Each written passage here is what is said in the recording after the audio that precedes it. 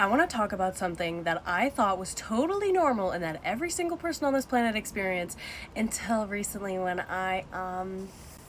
so I now know I'm autistic, and it's this thing called rejection sensitive dysphoria, and it ruins my life.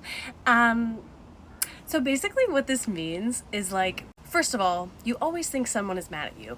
You are hyper aware of their, like, facial expressions and mood changes and tone of voice inflections, and if it changes ever so slightly in the way that you think that maybe they are possibly mad at you, and maybe it doesn't even have to do with you, but with rejection sensitive dysphoria, you immediately think, oh my god, I did something wrong, this person hates me, and I should just go. It also means that you might be constantly trying to control everyone around you's mood, making sure that they're having a good time and that they're not mad at you and that you're not disappointing anyone like 24/7. If someone is like having a bad day around you, you immediately think that it's your fault and that you're the worst person ever. I'm now wondering if the people who experience this also have trauma associated with this, because I've always been a people pleaser, and I've always, obviously grew up with childhood trauma. I wonder, like, I don't know if this is even scientifically, like, proven or whatever. I haven't looked it up, but if it's a trauma response, like if something goes on in your brain, like alarm bell goes off if you perceive someone as, like, rejecting you. I don't know. Just a thought. What do you guys think? It feels like I spend more time dissecting the human experience than having one myself. What are you most afraid will never change about yourself or your life, and why? Being lonely. My relationship with loneliness it's worse nights, weekends, and holidays.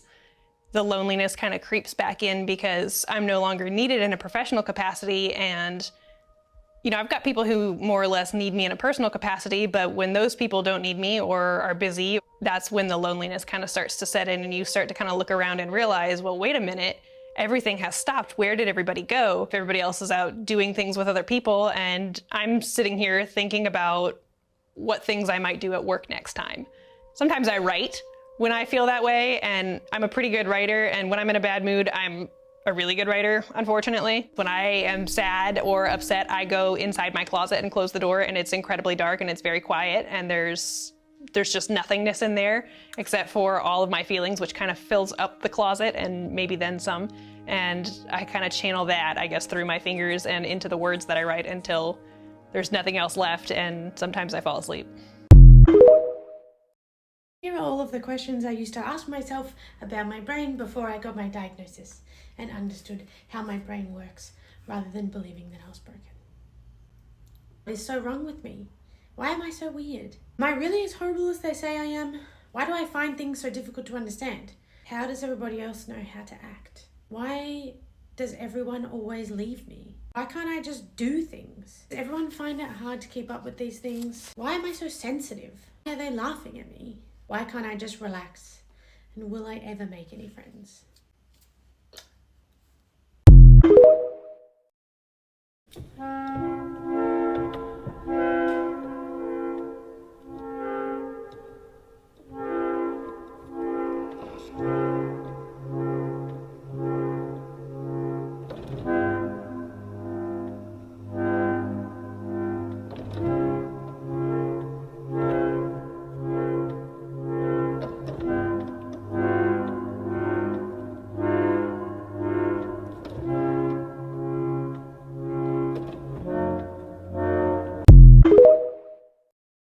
Are there any other autistic women that also don't feel like a girl because you just don't feel human? I saw someone talk about this and it literally like clicked something for me. Like, I know that I'm a girl, but I've never like felt like a girl because I don't feel anything. Like, I just exist. Like, there's nothing to like label. I just exist. Growing up undiagnosed autistic, I like always knew that I was different in some way, but I don't think I ever had like the thought personally that like, oh, I must be inhuman.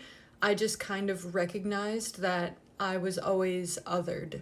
But yeah, there was like a whole year, just a few years ago, where I really considered if I was non-binary or not because of this.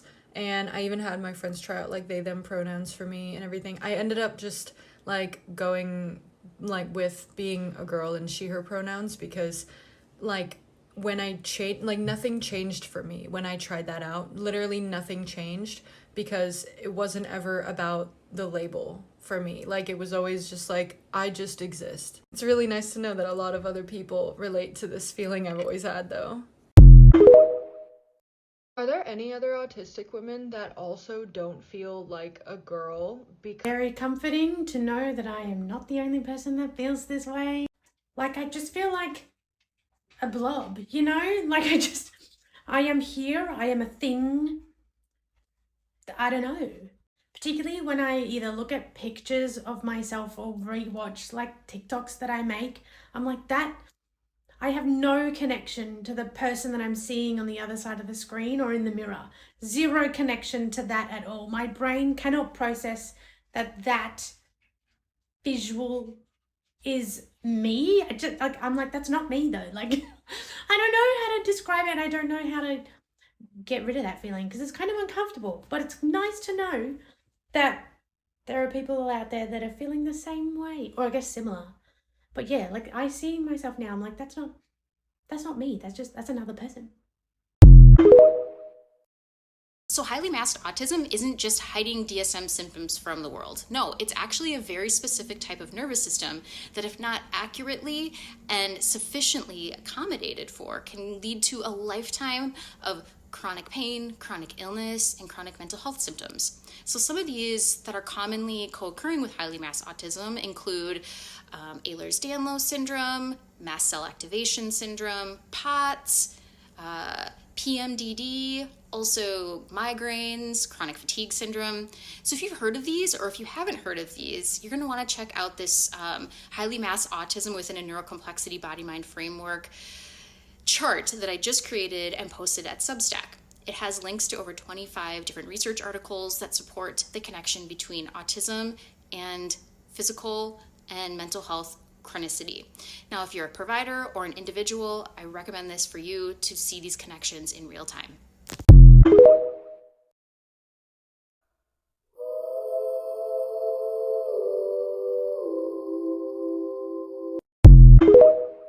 Everyone's a little autistic. Oh, so you're autistic too then? What? No. But I do like to make schedules for the day and stick to them, and that's an autistic thing.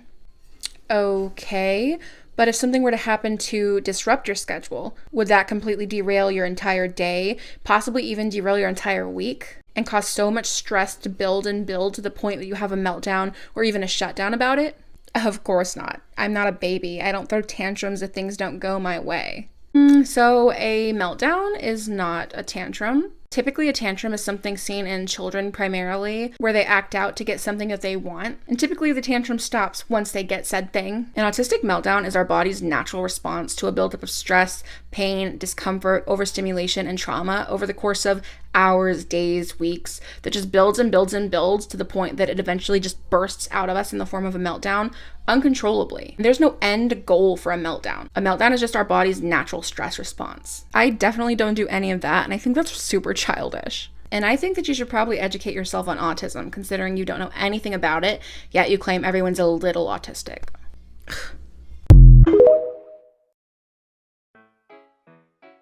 Wait, I thought you were allergic to peaches. Well, I think I might be, but I keep going back and forth. What do you mean? Well, a lot of other people's allergies are a lot worse than mine, and I haven't been officially diagnosed.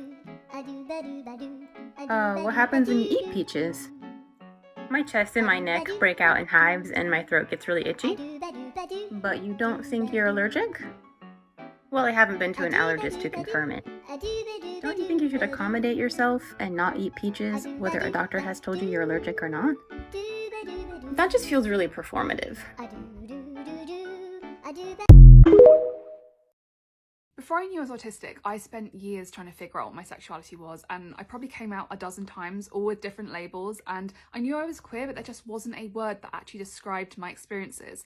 And then I got diagnosed and I basically reevaluated everything, because I realised that all of these sexuality labels that I was trying to use to describe my experiences mostly described who you're attracted to rather than how you're attracted to them. Even asexuality labels didn't really fit, because I realised that autism had tinted all of my experiences of attraction and sexuality and sex and relationships so heavily that I couldn't separate them at all. My autism and my sexuality were one and the same because they're both parts of me. Now that I understand that, I feel way less pressure to label my sexuality, because really there is no perfect label. I'll generally describe myself as queer and neurodivergent because that allows me to just appreciate my experiences for what they are, to allow myself to feel what my body's feeling, feel what my emotions are doing, understand my sensory experiences, rather than having to fit them into some kind of category or box or label. But if you are someone who does like labels, then you might want to look up the term neuroqueer, which has lots of different definitions, but among them are people who feel that their experiences of sexuality or gender are either really heavily impacted by or completely intertwined with their neurodivergence. I would love to know your experiences on this and whether you have any advice for other neurodivergent people who might be feeling a bit lost when it comes to figuring out their sexuality. Yeah, you know, autistic people are just so special and sweet and innocent and pure and childlike. I just love them. Oh yeah, my special interest is medieval torture devices. My special interest is BDSM and kink. My special interest is the psychological effects of cannibalism. If that guy on the other side of the store doesn't stop chewing with his mouth open, I'm gonna commit a fucking war crime. Yo, so like, what's your favorite stem? Jerking off. Bro, I don't need to hear Dude, that. you asked. Yeah, I own more than 10 Dragon Ball shirts. Why? I literally had a double-digit body count before I even turned 21. I'm not saying that's a good thing, but like, none of my clothes feel right today, and it makes me want to tear off my fucking skin. Hey, hands off my water bottle. I know there are many like it, but that one is mine. You put it back, or I'm gonna knock your teeth so far down your throat you won't know if you're spitting or shitting. Listen, y'all might want to clear out. I'm about 10 seconds away from having a meltdown. Why? What happened? Oh, I dropped the keys while I was trying to unlock the door. That seems like a pretty minor thing to get upset about. You are correct.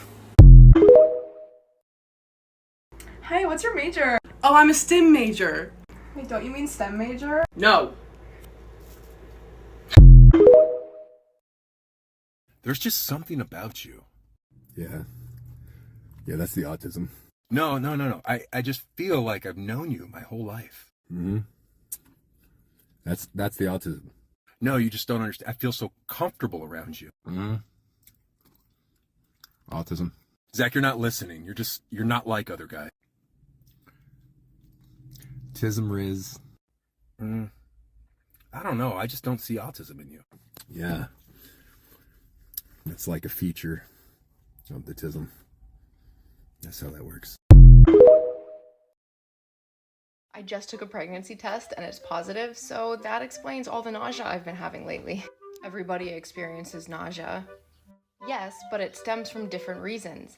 Early in pregnancy, a lot of people experience intense nausea and even vomiting due to their changing body. Everybody experiences nausea. You're not special. You don't look pregnant to me anyway. Oh, this pregnancy is killing my lower back. It's really hurting. Everybody experiences back pain sometimes. Seriously, it doesn't mean it's because you're pregnant. I had to stop eating spicy foods because the heartburn was just getting like too bad. I've got to like accommodate myself and try not to trigger the heartburn because it's just, it's intense. Everybody gets heartburn sometimes. Like, why would you stop eating something that you enjoy eating? Doesn't mean it's from pregnancy. You don't know what you're talking about. I am so tired all the time. I am so tired. Being pregnant, it just drains the energy out of me. It's like everything's hurting and I'm so tired. I worked a 40-hour week. I'm tired. I'm exhausted. Stop using your pregnancy as an excuse for all of these things. Just stop. Everybody gets tired sometimes. Just stop. Being autistic feels like I don't have enough energy to do all the things I need to do to be a healthy human. If these are all the things that it requires to be a healthy human, like taking care of yourself, engaging in social relationships, engaging in a special interest or hobby, we have to make money in this world, and we also have to take care of the place we live. All of these things take energy, and for the most part, we have to do them every day. The problem is I only have enough energy for like 1 or 2, maybe 3 on a good day of these things. And with each individual autistic, they're gonna have different varying levels of support. So some autistic might only be able to do one thing on one post-it note every day, and others might be able to have like 3 post-it notes filled of things to do. So that's where those varying levels of support needs come, and that can also change day to day and throughout the year, throughout your lifetime. As a highly masked autistic, I was putting all of my energy into making money and keeping up social relationships, and therefore I didn't have enough energy left to do all the self-care tasks that I needed in order to take care of the house how I wanted to be. As I'm unmasking, I'm really trying to make more time and energy for my self-care tasks and my household tasks, because those are the 2 things that I neglected a lot. But the reality is, without extra support in these household tasks and without extra support in making money, I can't do all the self-care tasks and I can't tend to relationships. Like, I haven't talked to my friends in like years, and I haven't bothered to try and make new ones because I'm too tired. And when you're an adult living by yourself, this is literally all up to you. Like, when I was growing up, I didn't have to do as much self-care tasks. Like, my meals were made for me. I didn't have to do as many household tasks. I had people in the house to take care of that for me. In college, it was super easy to keep friends and make social relationships because everything was organized and right there for you. I didn't have to make money as a kid. This is a huge, huge, huge thing. So when this is taken care of for you and this is taken care of for you, look at how much easier life becomes. And this is why getting the proper support for you as an autistic individual is so, so crucial to your health as a human being.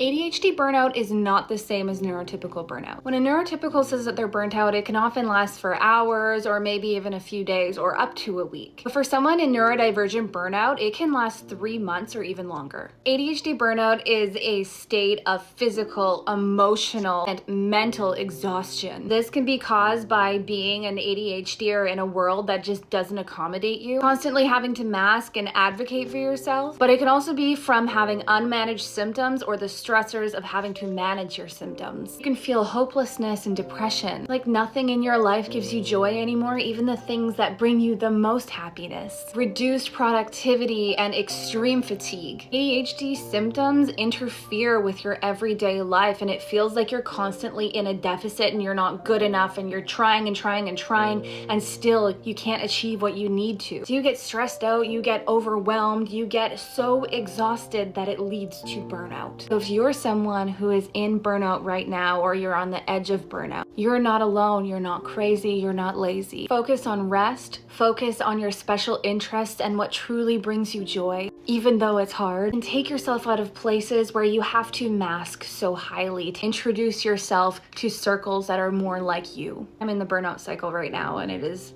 so difficult, so I see you. My package is coming soon. I'm so excited. Oh yeah, I checked and it actually got sent to the post office. What? Yeah, it just didn't fit in the mailbox, so you can go pick it up now. No, it's fine. I didn't really want it anyway. What do you mean? It arrived. You can get it today. It's just they didn't tell me that it was going to the post office. Like, I thought it was going to be delivered to me. It's a little inconvenient, I guess, but it's no big deal. I'm aware that logically all I have to do is go pick it up, but now my body's in fight or flight. The workers there are all very nice. Is that what you're worried about? Anytime there's an unexpected change, my body has a physical reaction, like heart racing, shaking, sweating. Oh, really? And on top of that, I always plan my outings very carefully and specifically because they drain my energy so much. Yeah, but you would seriously not go pick it up just because of that? Some days I'd be able to cope well enough to do that, but it would mean sacrificing a lot of other things I had planned doing that day. I guess, but the task itself is really easy. I totally know that in my head, but my body feels like a demand has been placed on it, and like I'm losing autonomy and control, which is something that I have so little of anywhere else. And because I need to attach onto anything at all that I have control over, when that changes, I just freak out. All that over a package? It's called a disability for a reason, and this is one of the very real sides of it.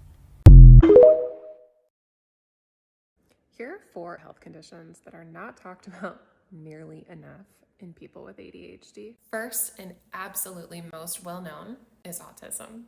Statistics are going to vary widely here. It's estimated that at least 30% of people with ADHD are also going to have traits of autism. Number two that you might not know is migraine headaches. A study from 2010 showed that people with ADHD are twice as likely to get migraines than people without it. And then another study from 2017 showed that the severity of ADHD symptoms often correlates with the frequency of migraine headaches. The third is less well known, and it's Ehlers-Danlos syndrome. This is a cluster of connective tissue disorders that is associated with hypermobility, pain, and fatigue. One study found that people with Ehlers-Danlos were 3 times more likely to have ADHD than the rest of the population. Fourth is chronic fatigue syndrome and fibromyalgia. People with chronic fatigue syndrome are more likely to meet criteria for inattentive type of ADHD. We don't know exactly why these conditions are associated with ADHD, and it's definitely not limited to these 4. I can make part 2 with more conditions. The common denominators are going to be inflammation, immune dysfunction, and mast cells. Let me know what questions you have in the comments, and I will make a part 2.